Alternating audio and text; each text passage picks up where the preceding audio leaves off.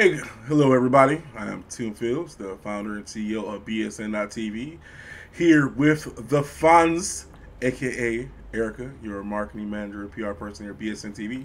And today is BlerdSoup. This is our new podcast that we're going to get ready to get started. And we're super excited because this week we're going to be covering E3. And everybody, let's get to be Erica. Erica, go ahead and explain yourself. Hi, I'm Erica Heck, and I am the marketing manager, and I am the one and only content creator that you can see right here on BESN.TV. You literally cannot see my content anywhere else but with Black Esports Network. And there you have it. Go ahead. I am literally just so excited to be doing this too. Exactly. Like today, we got a lot of stuff we're going to cover today, y'all. We're definitely going to jump on top of E3 was last week. We had a lot of games come out. Winners, losers of that. We're going to cover the Loki because I know everybody's excited about that. And we're going to cover some other things too. So let's go ahead and dive right in. So E3 wasn't here last year because of COVID, but this year they came back virtually. And I got to say, me personally, I mean, being in the industry for as long as I've had, I was not that impressed at all, especially because like all the games are coming out 2020, which we kind of 2022 because we kind of knew that was happening. But like for me, it was just that the best of show was like, even though I finally got to see my Nintendo game finally from Nintendo, it wasn't what I was looking for, but we did get Metroid Dread, which I'm super excited about. But definitely Microsoft was the winner of the show because they actually showcased a lot of games. And on top of that, if you have Game Pass, you get to play 27 or 31 they showed on Game Pass. So, Erica, how do you feel about that? So I literally do not have a console, but I honestly think that the best in show for me was in the showcase of wholesome games, which was Paralives. Mm-hmm. And Paralives is a Patreon-based simulation that has building techniques that literally have not been seen in a Sims 2 game within the last 10, maybe 15 years. Probably since the start of Sims 4, we haven't seen these techniques of being able to curve your walls and have a color wheel, because in the Sims 4, we don't have a color wheel for this weird, terrible reason. But Paralives is really about to give The Sims a run for its money, and I think that's why EA and Maxis are doing this Summer of Sims event, is because they know that Paralives is coming. Right, and I kind of saw that too. Like it picked up big time. Like hold up, like because I feel like The Sims was just sitting there for a while until this other game came out. Then EA was like, oh, we forgot about people. Like it's almost like made them jump back into it.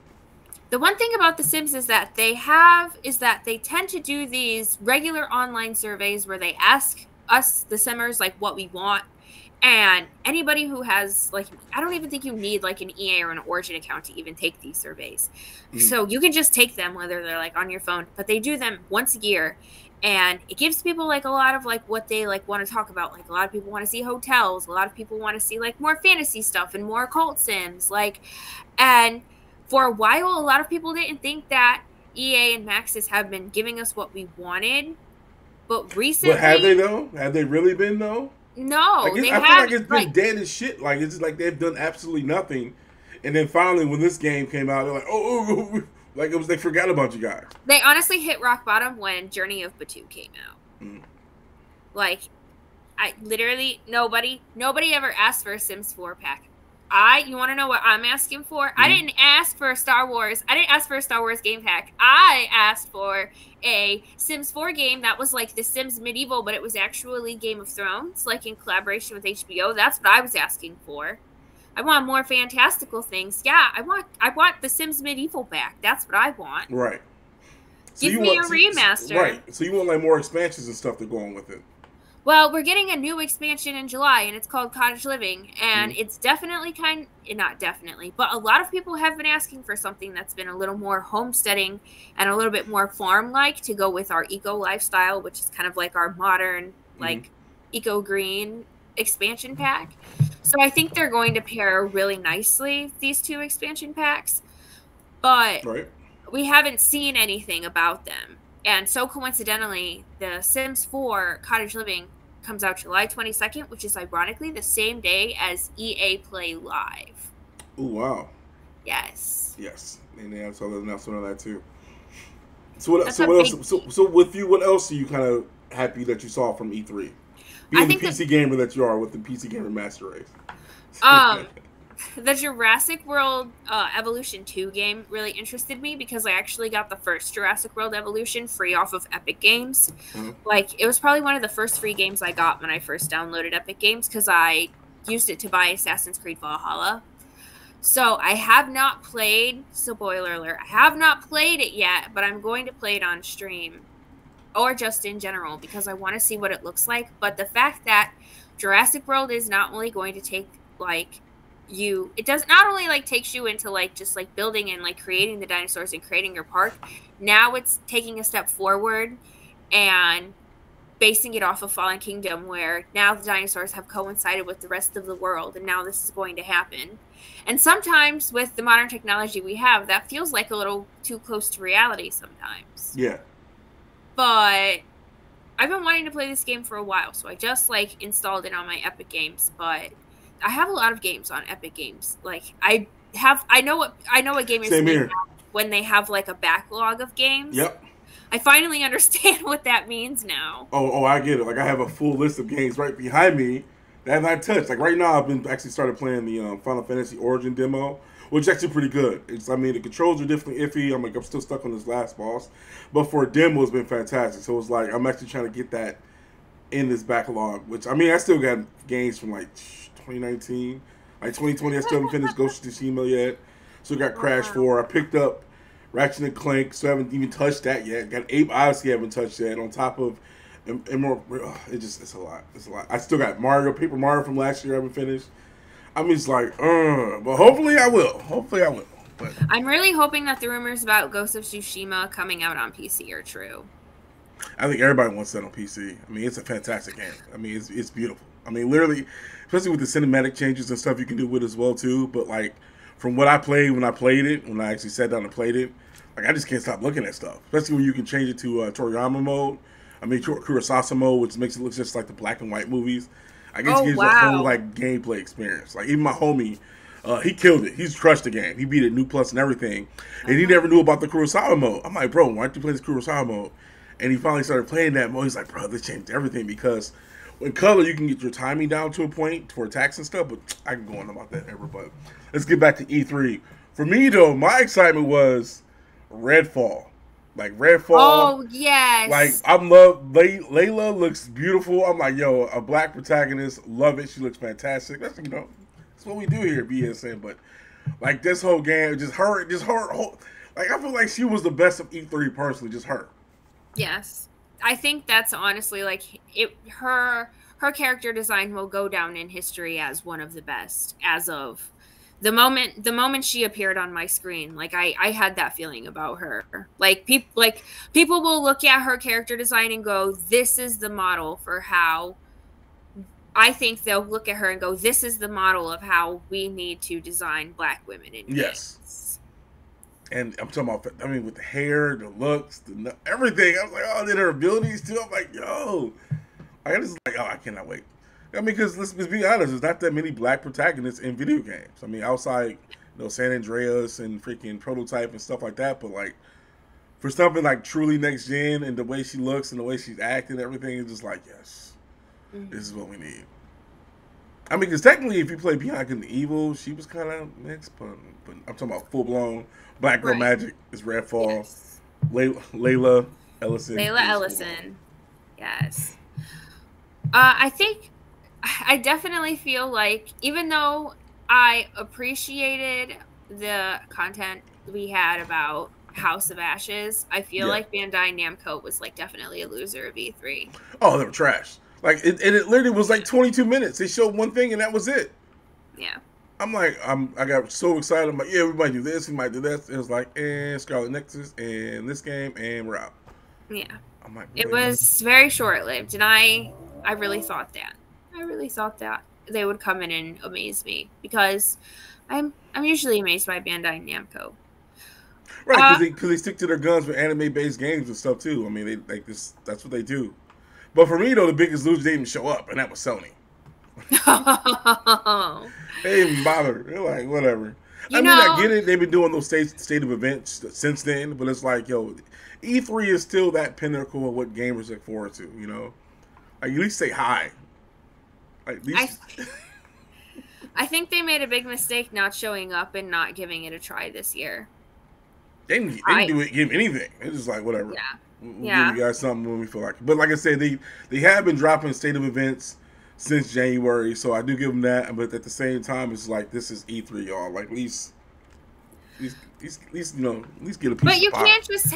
But you can't always. I mean, I guess this always like comes back to, you know, like community and marketing, but where like the concept of like, you know, you have to show up for other people in order for them to show up for you. Like we can't just always go to state of plays. Like, you know, it would be Right. nice for them to show up at, you know, and I think you know, E3 had such, and I said this on Twitter, I think E3 had such an impossible task, and the Electronic Software Association had such an impossible task of putting together an entire conference that's in person in a location where everyone can pick and choose where they go at a certain time, and there's the only overlap is the overlap you have in wanting to go to different places and not so much, you know, being limited to one screen at a time. Right. And even though like there was the E3 app was helpful for us industry people and, you know, the attendees, because I do believe it was free for everyone, but I don't think a lot of people are tech savvy enough. Not a lot of people, but I think it's possible that, you know, maybe a lot of people didn't have access to the ability to download the app or to be able to attend.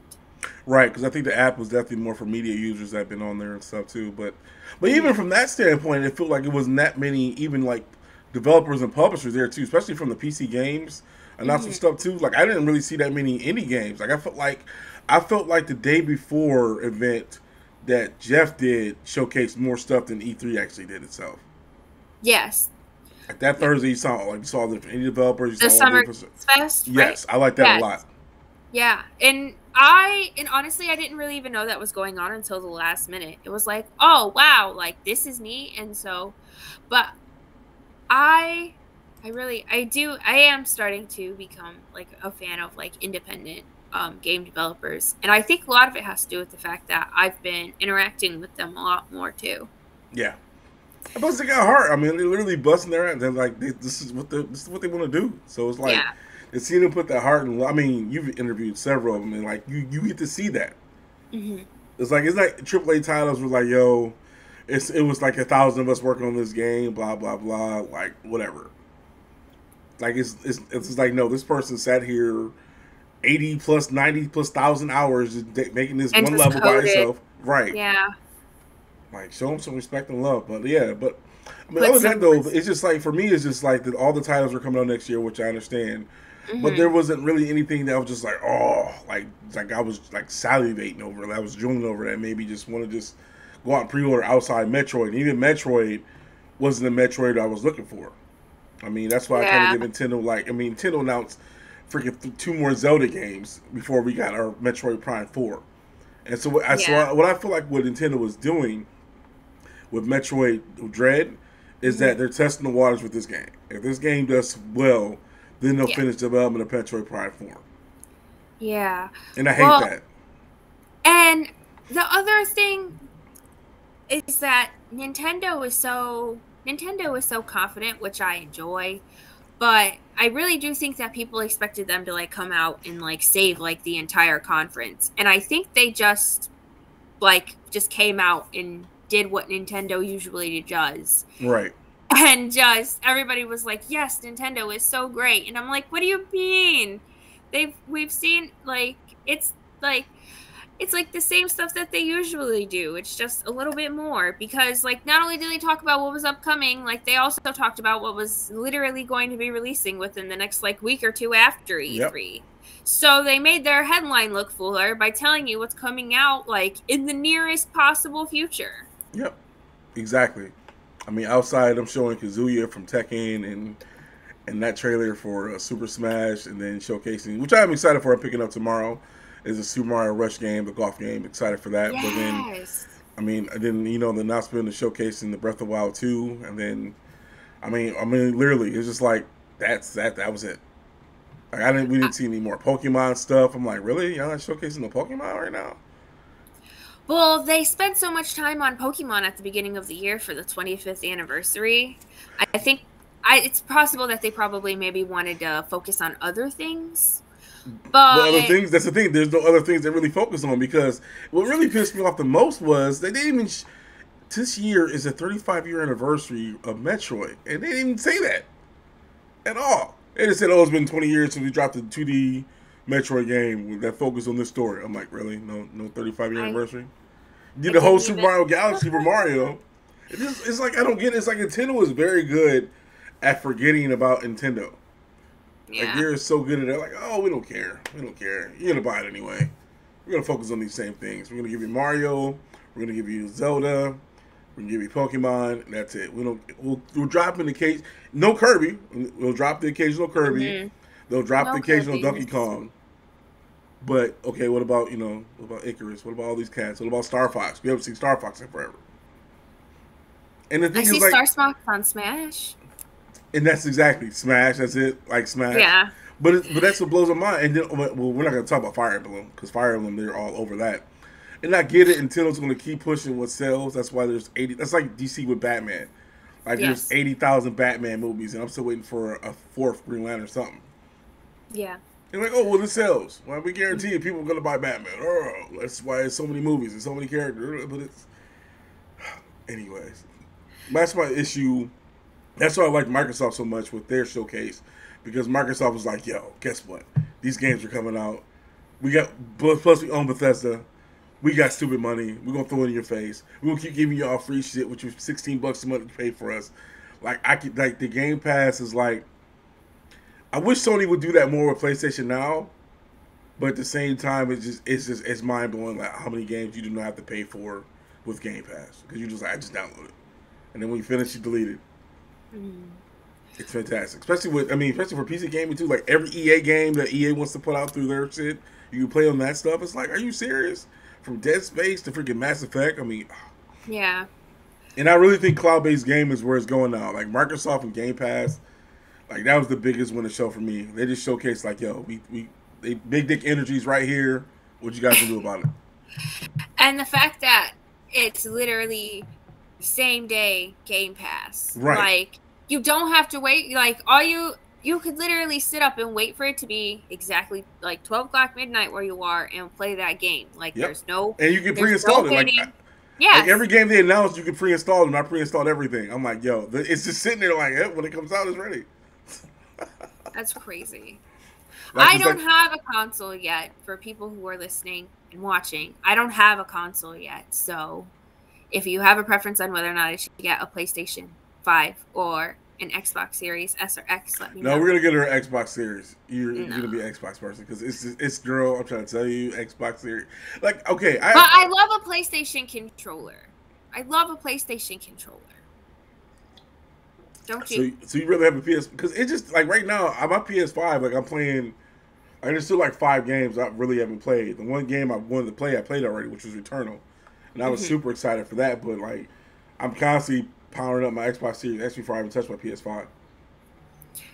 I don't know. I'd have to really get used to an Xbox controller before I go to an Xbox. I'm so used to PlayStation. I grew up with PlayStation. The last console I had was Sega. A PlayStation 2. Sega. I had a Sega. Actually, that was my very first console. It was the Sega Genesis. Yep, I grew up with Sega.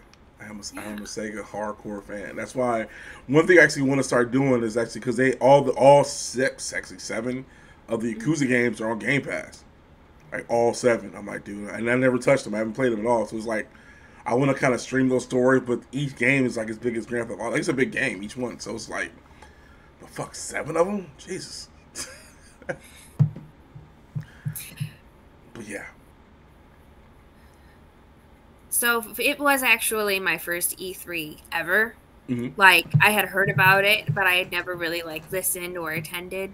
So even though it was virtual, I had a very I'm just happy to be here mentality about things. Yeah. So I don't really have any like standards or like expectations for like what I was seeking. Usually at every E3 I always look for Sims. I always look for Sims news. But we didn't really get that this time around, which is fine. I have no complaints because in less than a month now, we'll have the EA Play Live on July Right. 22nd. But I really, I mean, I look forward to, going in person, next year. But I definitely think that they need to work. I think the main thing they need to do between like now and like next E3 is work on the app. Yeah. I mean, the Like, app definitely feel like it was kind of rushed together, but I mean, they did what they could within the past. Like, I feel like plus they announced it like, E3's coming. They're like, oh shit, we gotta get everything together. yeah. But I think next year they'll probably be doing like probably a little mixture of both still with virtual and some. Because originally, a lot of people don't know, E3 was just a press event. You had to be press, and that's it. It wasn't no invite for everybody. It was literally, and it was an analytics show too. So Sony would go over numbers. They're like, it was a business thing. It wasn't like, oh, showcase this and that. It was like, no, here's an industry meetup. There's new games that we're working on. It was for the press to take a look at it and talk about it, and then go over numbers. That was it. It was never about this big show and glitz, which lucky I feel like what's happening is everything's becoming a reset due to COVID, and they're like, okay, let's realize what's going to work and what we need to do. And that's what I feel like they did with the changes this year. So at what point do you think E3, at what point do you think E3 went from being a business press conference, like kind of like showing, to this video game conference convention? Oh, definitely happened in the 2010s, because after the release of the PS3, when that came out, and the Xbox 360, that was the last time it was a press event where they literally, like for the Sony event when they announced the PS3, they were actually going over stats. They're actually going over what the processor was, how it cost to develop, and the cost to produce systems, like everything. They went over all that stuff. Oh, wow. After 2009, all that stuff happened in 2010. They said they cut all that shit out. And it was like, oh, this is this, and they just threw stuff at you. It stopped becoming a press event. So they went through quite a rebranding. Oh yeah, and then what ended up happening now was that all the big three started backing out because of that. Because like, yo, we're blowing freaking $10 million that for a 3-day event. And it was never like that. It was like they can come in, have a fucking booth, talk about stuff, and then leave. To now we're blowing $10 billion in marketing for something that we should, like, that's how they felt about it. And so that's why they started pulling out. I mean, in Sony this year, law was like, hey, we start doing our own events. So I thought that was interesting. That makes sense. So you saying that now, it kind of comes back full circle to now it makes sense that Sony's been having State of Plays. Yep. Because they make more sense. I mean, a lot of this, like from the only one, actually Microsoft really not doing events because Microsoft's like, we got money. We ain't hurting. Nintendo's got Nintendo Directs where they do their stuff too, but yeah. Sony ain't got money like Microsoft. They can't just, Microsoft can blow $1 billion and be like, that was yesterday. And not even blink. I mean, they literally bought freaking Bethesda. They bought Bethesda. You don't see Sony buying out nobody. You don't see Sony buying. I mean, Sony has bought studios. We're not buying Bethesda. Yeah, but Sony is, well, Sony Interactive Entertainment, it's just one tiny little branch of, of Sony as a whole. Right, exactly. So maybe it has, I always thought maybe it has more to do with Sony would rather put their money in their other interests than in the E3 of interactive entertainment. Because maybe it's more like, well, we don't really need this to, do what they want to do, because they know that people like me are regularly going to stay loyal and have PlayStations no matter what. I mean, I'm loyal too. I don't know about, I guess I would consider it loyalty. I wonder if Sony is really thinking about having like a cloud gaming service, though, similar to Game Pass. They do. It's called PlayStation Now. They do have that, but it's trash. Is that what it is? Yeah. Yes, see, that's why what happened to PlayStation Plus? No, PlayStation Plus is still there too. So they have PlayStation Plus still, and that's the thing. It's just like so. So you have Game Pass. You have Game Pass, and you have Xbox Live Gold. But if you get Game Pass Ultimate, you get both. Sony still has everything separate, so it's like PlayStation Now is $2 a month. PlayStation Bucks is $2 a month. They still have everything separate, so it's like, dude, like, can I get a combined price and not worry about it anymore? And that's a bundle. And plus, and they're not developers like Microsoft's developers, so they really actually put love into this database and everything they set up for the games. Sure. Yeah. Like literally, to click on a game and have all these different games right at your fingertips. You go to Sony PlayStation now and download. You gotta walk away, go get food, and come back. It'll be done. Like Microsoft hits the standard download, you ready to go. Mm-hmm. But yeah, I mean, I'm not bad talking everything. I'm just a realistic, logical gamer. I loves everything about it, but at the same time, I'm a grown ass gamer, and I don't like bullshit. That's true. And as somebody who is still, man, can you believe that we've been together, being at Black Esports Network for almost a year together, Tim? Yes, it is. It's fantastic. You know, it'll be a year next week. Hell yeah! Woo-woo.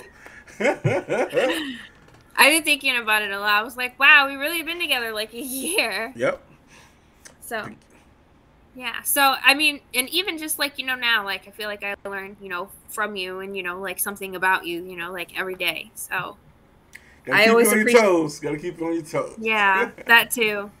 I mean, don't get me wrong. I do miss the journalistic part of everything. I do miss interviews myself, but lucky I still have those connections.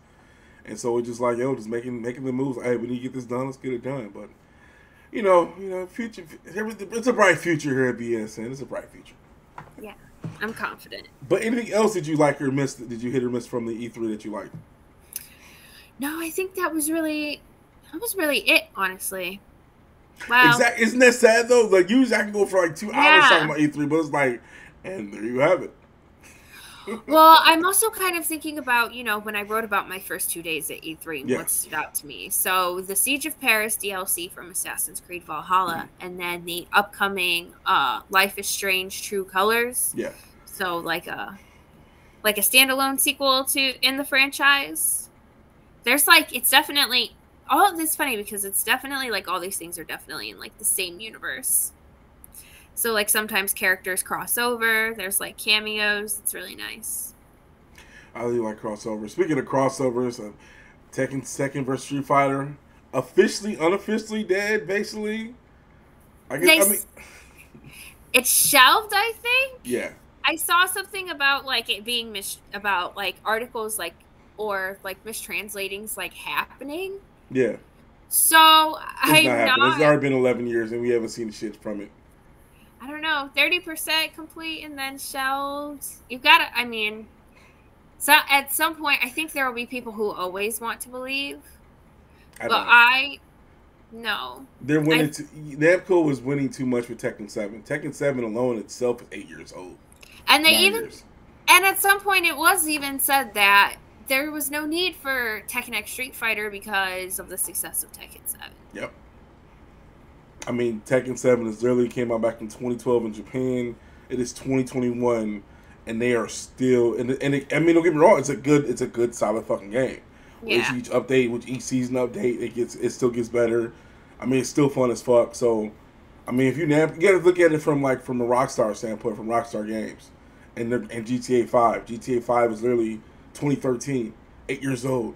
You think they give a fuck about GTA 6 right now? When they're milking the teat off of fucking GTA. Like, this game is 8 years old, y'all. The last GTA seen was on freaking the old format. And you don't think they don't give a fuck? They're like, yo, y'all still buying for this shit, the DLC, and Grand Theft Auto Online, and you still playing it? No, you got developers. I mean, I hate to say it, like, when you're a AAA developer like that, you're out there to make money. Like, you have to keep making money. And then you finally drop freaking Red Dead Redemption 2, and then that finally went online as well. like, keep playing those.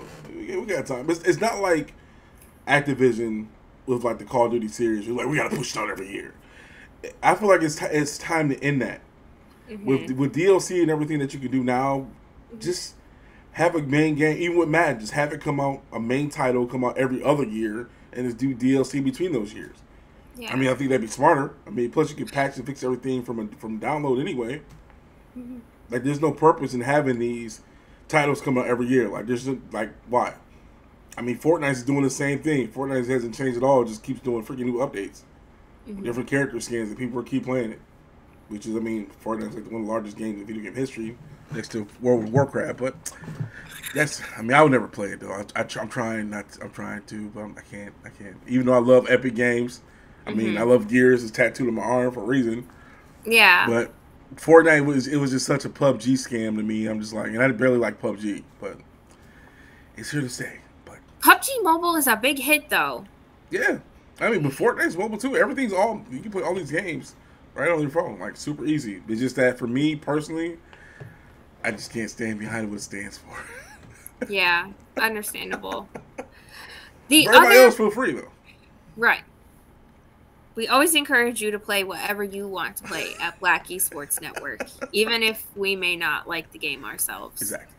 What's a game I don't like? I don't really like first-person shooter games, so... But it's not going to stop me from trying my best. Actually, what violent game do you like? I do like Grand Theft Auto, but I literally never, I never play it because I never play the story correctly. And also, I'm not gonna lie, GTA 5 makes it really hard to drive. Yeah. If you don't drive in real life, it's really hard to drive in GTA. I'm just saying. I don't drive in RL. Really? Grand Theft Auto is the most violent game you play? That's it? I'm sorry. Well, I mean, everybody's got their own gameplay style. Don't get me wrong. Everybody's got their own gameplay style. Well, I play, but, my favorite fighting game is Tekken. I've played Mortal Kombat a couple of times, but I'm not very good at it. Yeah. Injustice and Injustice 2 is a fighting game that I really enjoy because I obviously like the story because I am a DC Comics fan. What else?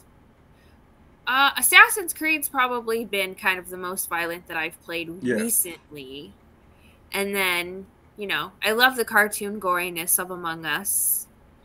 I love a good Among Us backstab. I'm surprised you're not playing that more. I love it, but a lot of my friends aren't playing it anymore.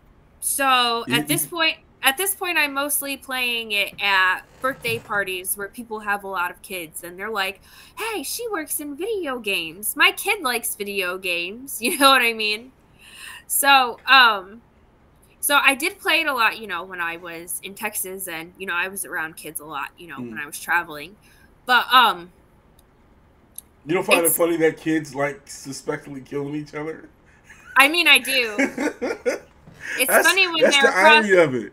It's funny when they're across the kitchen table from each other, and one of them is imposter.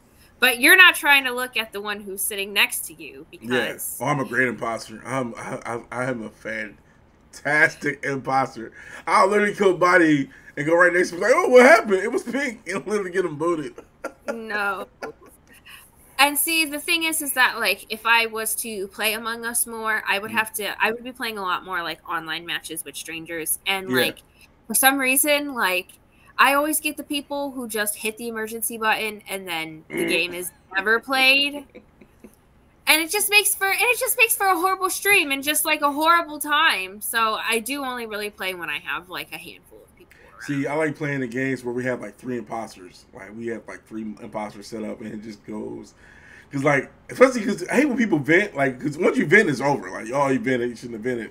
But like, just to act like, oh, you're fixing stuff and just walk around and just like, I used to hate when I'm not the imposter. That's one thing I hate about the game when I'm not the imposter because I'm like, dude, I'm gonna get killed, and all of a sudden, and you're a ghost, and I'm like, yo, it's blue, it's blue.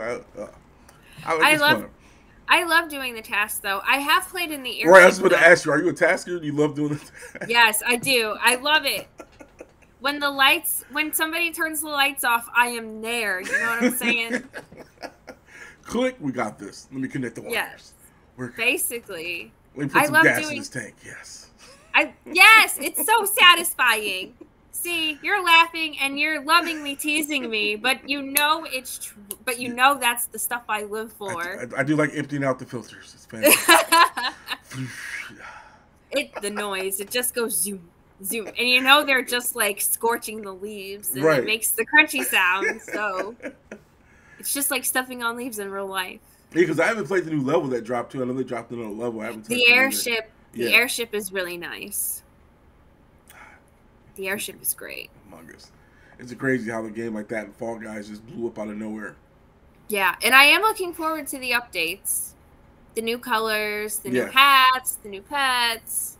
I think we do have a new map coming. If not a new map, we're getting our own like hide and seek mode. Mm-hmm. Yeah, I guess enough people have been doing it in regular lobbies that they're just like, why don't we just make this a game mode? So it's really cool. Yeah, I gotta give it to them. But it's shocking though. One thing about Among Us is actually that was indie development. That's indie game. Yes. That's a straight up indie game that just got hot. Like it's one of those games like where it happens and once influencers and freaking streamers started got held to it. I mean, and was there Indiana Cortez freaking did a whole stream about it for charity? Mm-hmm. And that's dope. Like I love when gamers combine stuff with helping people. I think it's fantastic. Yeah, I love that. I love Among Us. So I'll play it when somebody asks me to play. I'll play it. Like I'm investing. You know what, dude? Guess what? We gotta start doing. That's the thing. That's the other thing too. I just want to start doing more streams and more game stuff where we got more community stuff coming on like that. Because I remember when you did it last time, it was fantastic. You did the Among Us stream. People jumped in. I think we need to start doing more stuff like Community Day. Yeah. That's when we'll start. People start doing more community days with you guys, and just give y'all some free shit and just come game with us. Just have a good community day. Do Community Day. Have a giveaway. Giveaway Community Day. Hey, there it is. So I mean, what games you thinking you should do? Definitely Among Us. What else you think? Among Us. That's the thing. There's other. I want to start doing Mario. I'm so excited for this Mario Golf game tomorrow. I can't wait to start. I think that would be a fun Community Day game too. Yes. And my boyfriend has a Switch, so yes. And I need to get my own. I do. He has a Switch, which means it's actually my Switch. What are you doing? Put it down. That's the thing though too. Like Switch has some great games. It's just that now with Game Pass, I'm sorry, I'm not a Microsoft fanboy. People, let me get that out there. You just a Game Pass fanboy.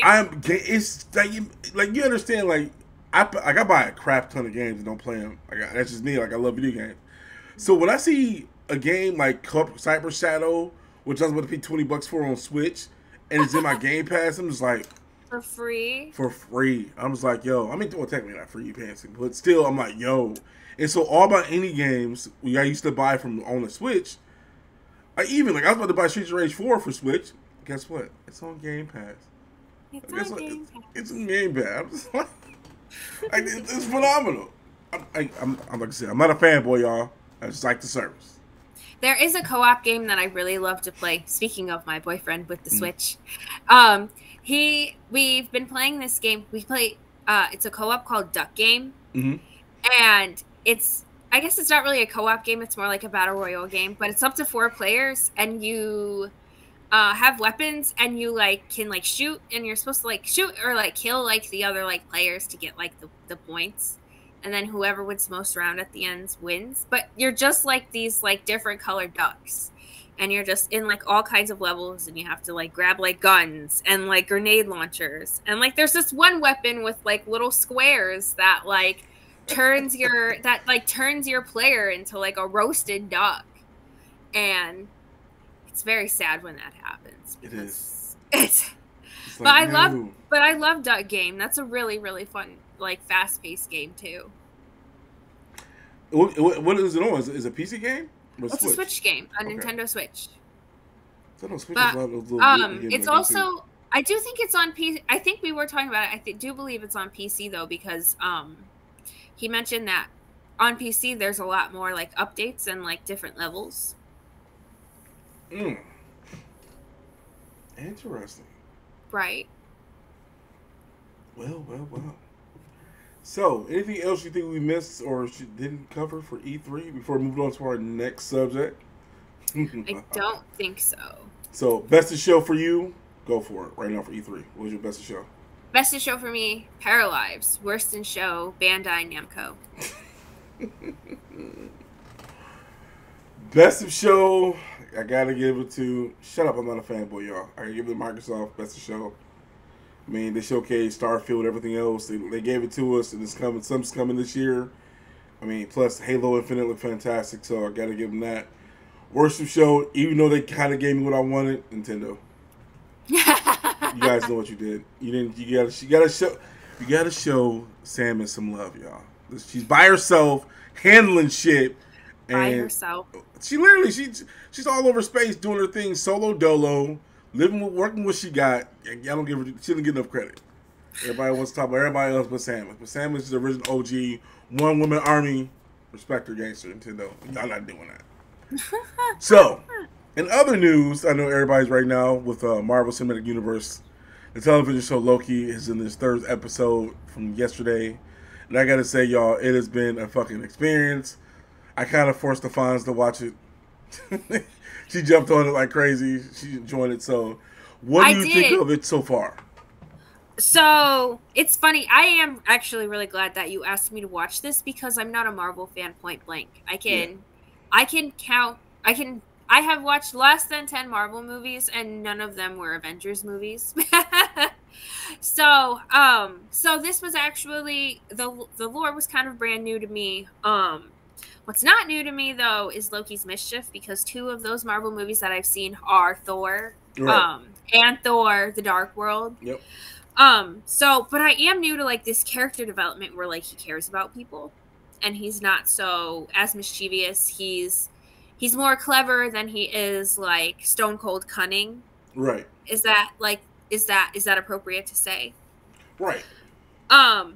So I think like for me, I think the plot got lost kind of a little bit in like the second episode because I wasn't really sure like what was going on and like why the variants were like varied, obviously. Like why was she, it took me a minute to like kind of understand like why it was this particular Loki and not like one of the other ones and like maybe like the hologram. Right. And then I found out about the Enchantress comics. And that's why I feel like she's more Enchantress and not really Loki. Yes. And I've seen that I've seen that argument like, you know, prior to watching the series because it was something that like my peers were talking about amongst themselves. So in episode, well, I shouldn't give very many spoilers, but the word enchantment or enchanted comes up a lot in episode 3. So I feel like it's kind of like speaking to something, but I really was disappointed to find out that it's only going to be like 6 episodes because like now we're at like the halfway point where we watched 3 seasons and now 3 episodes and now we have 3 episodes left. So I know you mentioned before we started the podcast though that you liked the way that the setup happened in the first 2 episodes. Yes. And that was something I noted too. Right. Oh, just a heads up, y'all. Spoiler alert. If you're not watching it, that's your fault. I'm just saying. But if you're listening, I'm actually said that before, but fuck it. I'm saying it now. Spoiler alert. The 3rd episode for me was just fantastic. Like, it was just like, because you still don't trust either Loki, because you know they still always have ultimatums no matter what. Mm-hmm. But that whole scene where they're trying to get on the ship and like it's just like all hell's breaking loose was just fantastic. And then when they finally get there and it just shit just goes wrong. It's just like the breath, the walk away, the scene, just the silence, the stillest shit was just like. It was the ultimate cliffhanger. Right. And then she just walks away. Like, it's not like, oh, let's do this. It's just like, and she just walks away. I was like, that is like, oh, that was so fantastic. It was great. It's really, truly like one of those like mid-season like cliffhanger breaks. Yeah. Like, then something's got like 10 episodes and then, you know, you watch 5 and then like they don't show like a new one for like 2 weeks because like it's on a break and then they come back and it's like previously on. So that's definitely what previously on X-Men. I'm sorry, I had to previously on X-Men. Previously on X-Men. Rest in peace though. But yeah, and that's the thing too, is like, especially because if you actually took like a tone with the actual way the show was going, because they only had 5 minutes to get to the ship. Yeah. I'm like, they're already battling this many people to even get to the ship. What do you think they have to do when they even get on the ship? So that's what I kind of knew, like, they're not going to make it at all. I mean, like, you're already having trouble even getting there, let alone you trying to get on board. And then just to see that meteorite just take it out. It's like having all your dreams just crushed. And you're just like, fuck. And just imagine if you were already in the ship. Right, exactly. Like, they were on the train, got kicked off the train, they finally go on the ship, they're not on the ship. It's just like everything bad that could possibly happen in that episode 3 happened. Plus, I like the fact they gave us a lot of information, too, because now you know that everybody in the TVA is variants. Everybody. Yeah. I'm like, that was fucking huge. I'm like, ooh, I mean, it's changed a lot. I mean, at least I know from previous episodes that Kane the Conqueror's there, so we know that's fantastic. We know he's a time guy, he travels and stuff. So all these little hidden information is kind of freaking dope, little Easter eggs and stuff too. Have you noticed any Easter eggs in the show too at all? I noticed. Okay, so the one thing that I did notice, as far as Easter eggs go, is I noticed the first episode in the beginning. There's no alien invasion. Right. It's the same shot as one of the other movies. Mm-hmm. With that Tesseract thing. Tesseract, yep. Yeah, Tesseract. Sorry, that's Hunger Games. Right. That's Hunger Games. But that was really the only thing that I noticed because my roommates were watching, well, I guess this was a while ago, but my roommates were watching a Best of Loki compilation. Yeah. And that whole scene was the beat was kind of the intro of the video. So I did kind of notice that the alien invasion was gone. The one thing that stood out to me was they weren't afraid to use already used footage. They weren't afraid to already use the movie stills that they already had. Right. For the holographic. And sorry, I just want to take a moment. Nobody told me Owen Wilson was in this.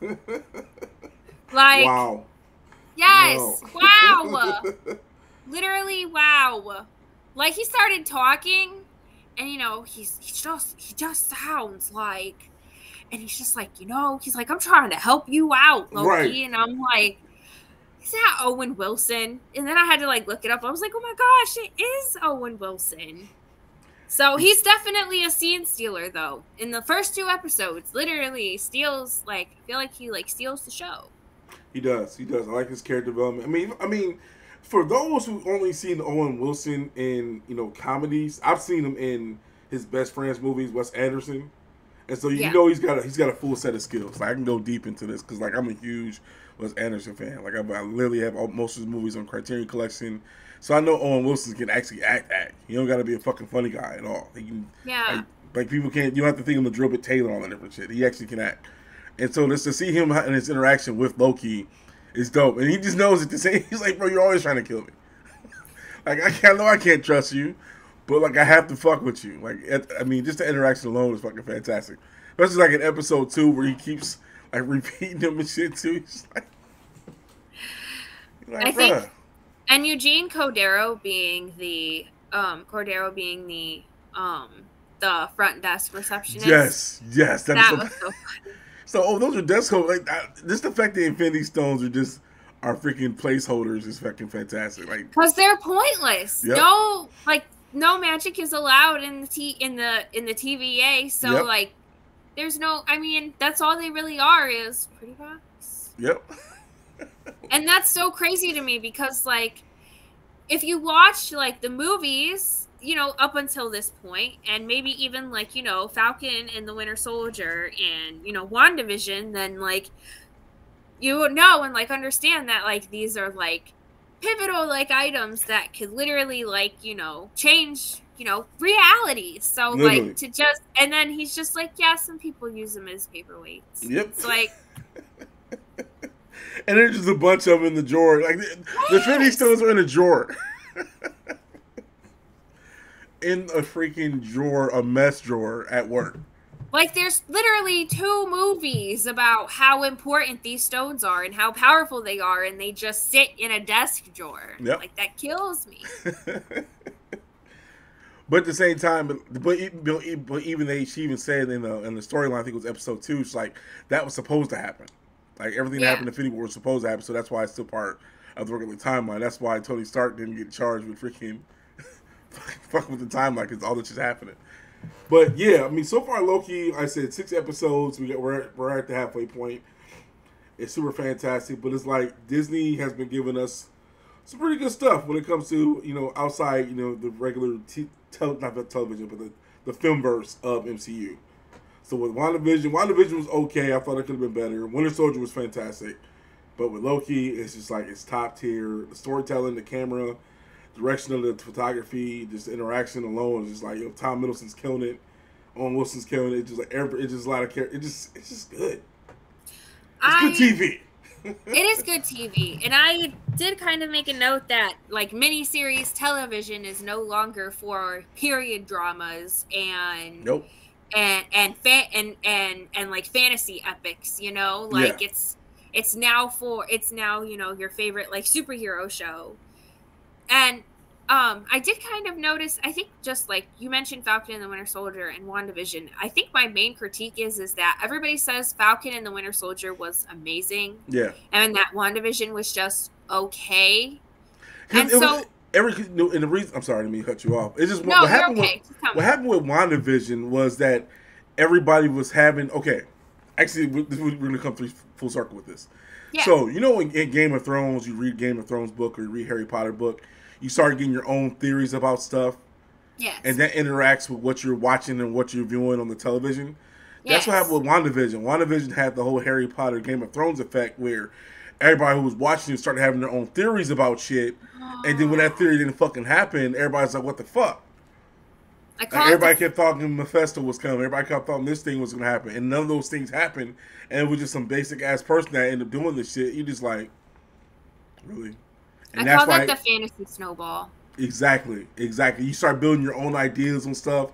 And you want to be, it's going to be great. And it does. And you overhype it, and it gets bigger. And in your mind, it gets bigger. And the expectation gets bigger and bigger. Mm-hmm. And so basically, the show is good. It's just that your own expectations shit yourself. Yep. Yep. And that's that. And that's literally what happened to WandaVision. It's just what happened. Everybody was like, they're going to bring in the X-Men now. They're going to do this. Mephisto's here. This character. Like, everybody's getting all the stuff in the head. And the director and the writer just Agatha like, all along. Exactly. And don't get me wrong. I love Agatha. I mean, she's a lot of different stuff in the comics. She lives certain characters, too. But for people who don't know Agatha and all the different shit, they're just like, what the fuck? Like, when they saw Pedro, they're like, oh, shit. That's the X-Men. That's the Fox version of fucking Pedro. Like, everybody was super excited. It was just random guy doing this. Like, it's just shit on everybody's shit. And that's what happened. And then Winter Soldier was just like a breath of fresh air because everybody just want to see the interaction between the Winter Soldier and Falcon. Like, they hate each other but love each other. Like, they're best friends but fuck off type shit. Yeah. And that's literally what each episode was just fucking off. Especially when the U.S. agent was getting his ass beat. And it's like, hang in there, buddy. That shit was... You can always tell when an actor and actress is just having fun on set. You can just tell Anthony Mackie and Sebastian Shaw just had a blast. They're just like, yo, we don't give a fuck. Like, hey, we just... like, literally, fucking Bucky's an old 116-year-old dick, and the Falcon's an old dick. It's two dicks on the show. Two dicks. Two dicks on the show for 44 minutes. Enjoy. That should... a song by Fall Out Boy. That is so... Watch, they're listening like, yeah, we can use that. We can definitely use that. But and that's the thing with Loki, everybody's just like, what's going on? Everybody knows he's a variant, but it's just like, what's going on? And that's why people are enjoying it so much, because we don't have those expectations like we had everything else. I do think, though, you're at a disadvantage with, like, the plot and, like, the storyline if you haven't seen the Marvel movies, though. Yes. Because it took me a little bit. It kind of took me a little bit to figure out what was going on and, like, why the things that were happening. You know what I mean? Yeah. I had to pay a lot of attention to the writing and the dialogue more than, like, on the action. Right. And that's definitely was the case too, because if you didn't see the last two Marvel movies, I mean, you didn't have to see Spider-Man, but if you didn't see Infinity War and Endgame, you'd be lost with Loki. Yeah. But actually, technically, all you have to do is watch Endgame and then watch Loki. Yeah. I was gonna say because Loki starts in the middle of like Endgame, right? Yeah, literally. It literally is Loki taking the Tesseract, boom, and the TVA gets him, and then that's where it starts at.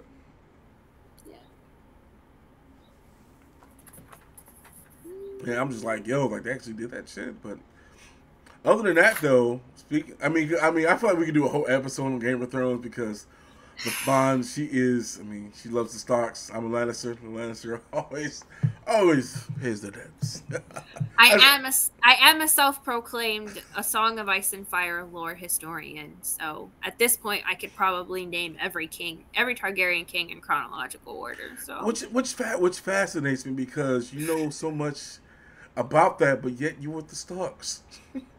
I'm surprised you're not with the Targaryen. I'm surprised you're not a Targaryen. Well, I mean, one time I took a quiz and it actually said I was House Martell. Ooh, that's a right. Really? Yeah, but I mean, I love wolves in general, you know. So I mean, I feel like it was just like the natural choice to like pick them. Really? So you picked them based upon wolves? Yeah, because I love wolves, and dire wolves and I thought the dire wolf motif was amazing. Yeah. And then when you read the books, you really realize how like in depth the dire wolf like motif, and like how like it's more than just a sigil for House Stark. Yeah, because like the show touched on it for like one episode, like 1/10 of episode, and then never touched back on it again. Yeah. I mean, even in the final battle, you saw fucking Stark. I mean, fucking John's freaking thing with him again. His dire wolf, but that was it. Yeah. And he just kind of shoot him off. He was like, "Go live with them." Yeah, but I mean, he got him back. Well, I just want to talk about why is Jon Stark so freaking dope? Like this dude, I got a dog, I got a dragon. What's up? Fuck with me. But I mean, like literally, like this dude he really is. Wrong. Like honestly, I mean, there's no true like A Song of Ice and Fire in Game of Thrones is like one of those things where like the main character is the world, but I think the most chapters and the most screen time I think goes to Jon. Yeah. Screen time for sure goes to Jon. And so that's why I say, like, you know, it's about this guy who goes to the wall. He gets there, jumps over it. It's almost like, oh my God, what was that scene in Clerks 2 where he's talking about the Lord of the Rings? He's like, oh, here's the first movie. Here's the second movie. Here's the third movie. And he drops the ring. He's like, you could have just flew there, man. Like, we had 3 movies, like 3-4 hour long movies of this, where it could have just ended on Fly Me There, and we're done. Ring's done. Here we go. It's not about the destination, though. It's about the journey. Except in season 7 and 8 of Game of Thrones, then it's all about the destination. Yeah, it was extremely about the destination. That shit, they were teleporting to places. It took them 4 or 5 months to get to a spot. I mean, especially like King's Landing alone, it took some months to get there. They're like, Jitsu, we're there. Oh, like, hey, everybody. I think I tried to read an article once about how long like Game of Thrones takes over like a span of like years, months, and like days. Yeah. And it was like, well, when you calculate, it takes a month to get from King's Landing to Winterfell in the summer. Right. Plus, you know, people have babies on the show, so you have to consider 9 months. And I'm like, oh no, a math problem. I mean, look how far Dorne is. It's like, yo, like, remember, like, she was way over here. Yeah. And all of a sudden she's over here, and then all of a sudden she's at the wall with a dragon instantly. Yeah. I'm like, that fast? I mean, dragons fly, but they're not flying from freaking where her spot is, her crib, her island, all the way to the end of the wall. No, well, I think size has to do with it, too. Size, especially, like, when you think of in context of, like, the books. Yeah, west of Westeros, yes. Yeah. The bigger the wingspan on a dragon, probably the further they can go. And, you know, the younger they are, probably. Well, that's an issue I have, though. So, I mean, we get it, dragons reptilian, so it's definitely probably cold-blooded. But for these dragons never seen winter until went to Winterfell. And for all of a sudden, it's going from freaking these old hot-ass places to just flying up north, no problem. Like, come on now, y'all. Well, that's why they wouldn't eat in season 8. Yeah. And then the other thing is that it was so fast for Daenerys to go beyond the wall. Exactly. When historically dragons willingly don't go beyond the wall. Like there is recorded history of one Targaryen queen trying to urge her dragon to go over and beyond the wall, and her dragon just would not go. It would sit on the very top, on the very edge of the wall, and it would hold and it wouldn't crumble, but her dragon would not take off to go beyond that. It would literally turn around and fly back south. See, y'all, I told y'all we can do a whole fucking 2 hours talking about Game of Thrones here, y'all. We have the Game of Thrones expert here, y'all. I'm talking about we should do a live questionnaire. I mean, we can do the podcast live if we ever want to, but if we ever did, y'all, literally, like, you were talking to the GOT master. Like, she has many, many cankles over herself. Like, she's a Meister of Game of Thrones knowledge. Meister. Meister Fonzie. That's what we start calling. That's a good gamer tag, by the way, too. Don't make me change my gamer tag. Right. That's fantastic as hell. But that's the thing, though. I mean, like, that was the issue a lot of people had with Game of Thrones is just like, you have first seasons, 6 seasons just taking its time, giving you story development, giving you character development, and then 7, 8 was just like boom, boom, boom. Don't get me wrong, season 6 is my favorite season. I mean, and season 3. I mean, I like seeing my Lannisters win. But right. That was still dirty what he did with them. But we're not gonna talk about that. But yeah. So moving forward, recently we've, as you know, African Americans, people of color, we have a new federal holiday known as Juneteenth, which, you know, celebration of our independence from, you know, slavery and all that good stuff. My issue, being a African American person of color, we've got tons of other issues for us to have just a, here you go, enjoy this day, which because I have a marketing background, which that's all I see this day for is going to be used for making more money off of black people. That's how I see it, personally. Yeah. Like, it's that simple. Like, oh, they're going to throw barbecues, we're going to do this, we're going to increase our profits, and it's going to be Father's Day weekend, so it's like, it's a big win for commercial and businesses for Juneteenth. Instead of for us, where, you know, we got people, I mean, I try not to get political and stuff here, y'all. I'm going to keep it gaming, but just my view on Juneteenth, because it has happened, and it is a federal thing, I feel like that stuff needs to be more. And that's one thing about this podcast alone. We're not going to be afraid to go talk about stuff it needs to be talked about. So, I mean, that's just how I feel about it. I mean, I love it. I love the support of it and everything, but I just feel like we have way more shit going on. Tend to have just like, oh, here you go. It's like, no, let's get this cop situation taken care of. Let's get this other stuff taken care of. We got a lot of other real shit. I mean, even from having a startup alone to even talking to just different businesses and stuff is an issue for people of color. So that's why we created BSN, because we want more people of color to start getting access and having all these great tools to become part of this industry. So how do you feel about that? About Juneteenth? I feel the same way. I would have been more apt to have police reform and framework on reparations than, you know, a holiday where all the banks and businesses have the opportunity to close and you know there's gonna be Hallmark cards coming soon. It said Juneteenth. Do you not get how pisses you off? I just feel like it sends a wrong message indefinitely.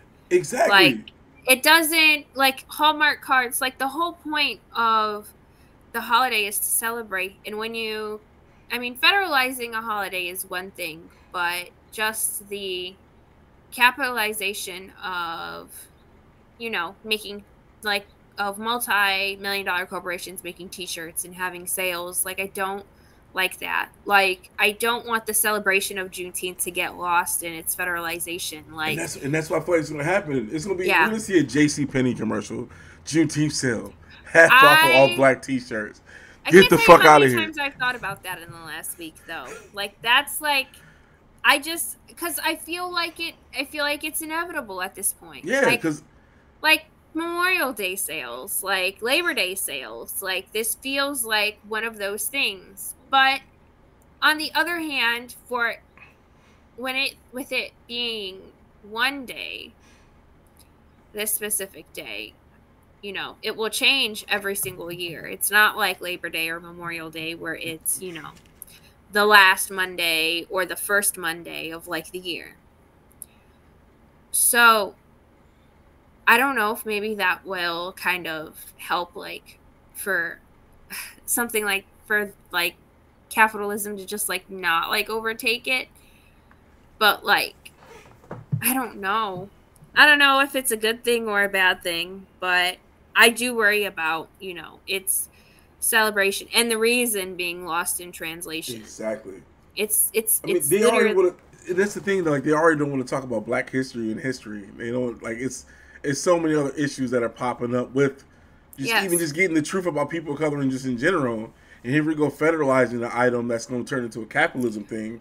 Making a holiday isn't going to change our everyday situation when we walk out the door. No. It doesn't matter. It doesn't matter if it's Juneteenth or just July 19th. Like, exactly. We could literally walk outside and the police will still shoot us. Yep. Police will still shoot us. You're still getting judged as skin tone for even applying for a job. You don't have to, like, it's just always being considered a lesser person. But here you go. Enjoy this federal day off now. And capitalize to be on top of that, to make money off of it. Yeah.